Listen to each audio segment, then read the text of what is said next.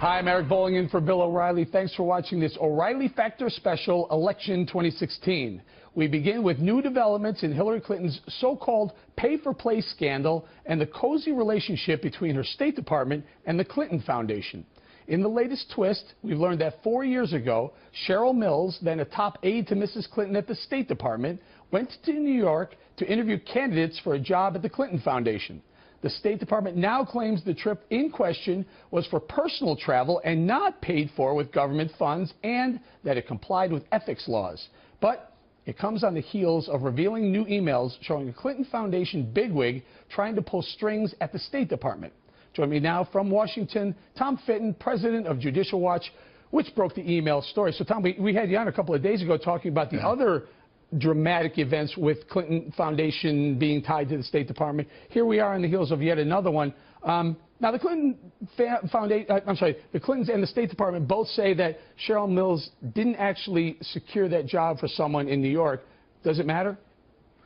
No, it doesn't matter. Mills went to New York to volunteer for the Clinton Foundation, even as Mrs. Clinton said that she would keep the State Department and Clinton Foundation business separate.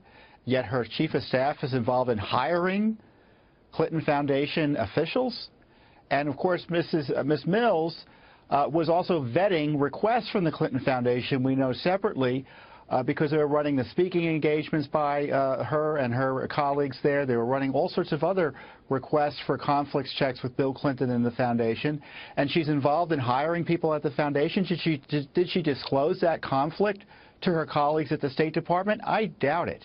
This is more evidence of a conflict of interest and misconduct, and it calls again into question as to why the Justice Department, if it isn't already, hasn't aggressively pursued a criminal investigation into what was going on there. So, Tom, do you think, and there are basically three levels of this. It's either politically foolish to do this, or it's ethically wrong to do this, or the third one being illegal to do this. Where do you think that these things lie? Well, the illegal is the open question, and you only get the answer to that assuming a competent independent investigation. There's no doubt the ethics agreements and rules were violated and broke. Whether those violations rise to a criminal violation, I don't know, but you've got to get the investigation going in order to answer that question. And we don't have one yet as best we can understand it.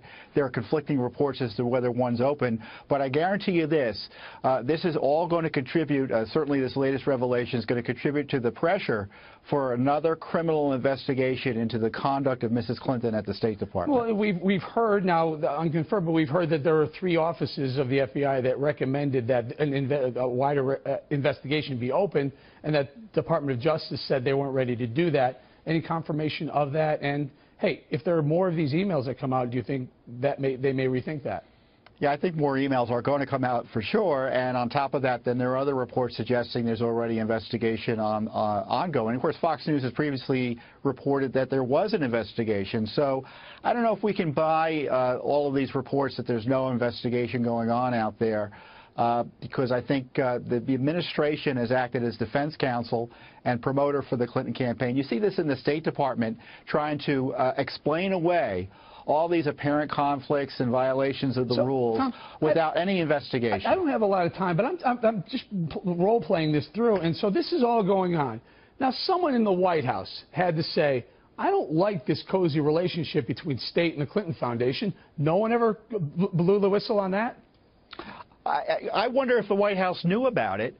Mrs. Clinton, by the way, promised this wouldn't take place because people were concerned about it, and it's the only reason she got the job, by making the promise there'd be a bright line between the foundation and the State Department.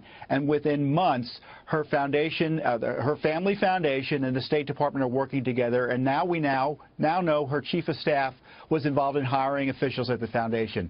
Absolute violation of her ethics pledge, and I'd be interested to know, to your point, did the White House know about what was going on? Well, you wrote a book about that. I think there's some of the Obama and Clinton scandals, and that's coming out. Is that right? That's right. It's called Clean House, Exposing Our Government Secrets and Lies, coming out later this month. Thanks, Eric. All right, Tom. Thank you so much.